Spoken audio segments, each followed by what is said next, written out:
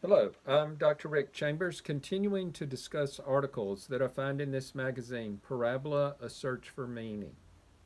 And this is the second in a series based on an article, Fire in the Sky, A Fire in the Sky by Joe Allen.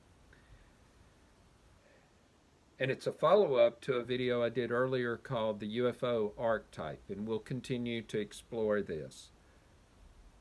At the intersection of UFO sightings and interest, an essay Carl Jung wrote in 1958 called Flying Saucers, A New Myth for Modern Man, and the rise of artificial intelligence, especially as it relates to social networking um, and our current world.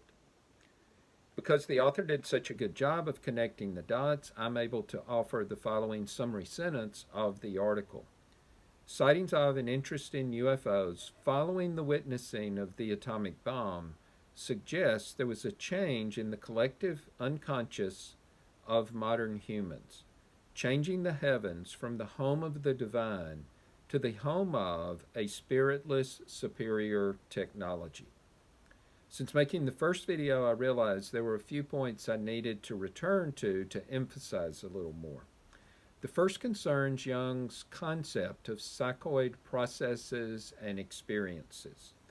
I could be wrong, but my understanding of his use of the term is it's an event or an experience that is difficult to completely label as completely objective or completely subjective.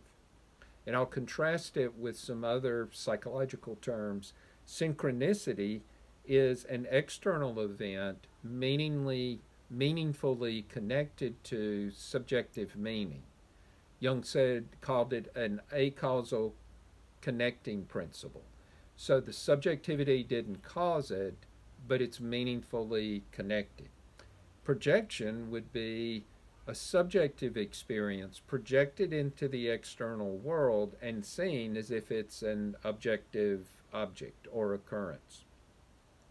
UFOs and experiences similar to them could be thought of as occupying the liminal territory between objective and subjective experience, not clearly or completely one or the other.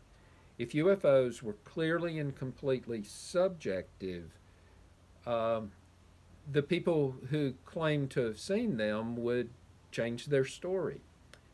But if they were completely and clearly objective and experienced by everyone, then there would be no controversy. So the fact that they've remained a controversy for so many years, and that people that experience them don't in any way see them as a subjective event, means they might be in this in-between space. The other concept that I thought was important to explore is the concept of idolatry as it's understood in the Christian tradition. And avoiding idolatry is the first and most serious commandment within the Jewish and Christian tradition. Said in the most general way, idolatry could be thought of as a prohibition from substituting anyone or anything in the place of or role of God, or relating to anything as if it were God or the divine. Only God, the supreme, the divine, is to hold the ultimates of human imagination. All powerful, all knowing, eternal, perfect, absolute. Only God or the divine is within Christian tradition, is thought of as the source and of humanity and of humanity's hopes and fears. And it's easy to see how recently these ultimate categories of imagination have been usurped by what could be called superior technology. It's as if the human imagination is currently enthralled and can see no higher than superior technology, and no longer sees God or the divine.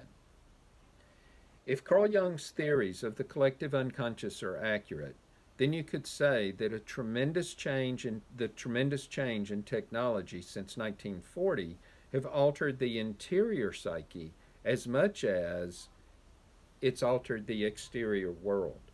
A change this large in the collective unconscious, a change on this global scale, would be change on the global scale similar to climate change, which is also associated with these changes in technology, especially since 1940.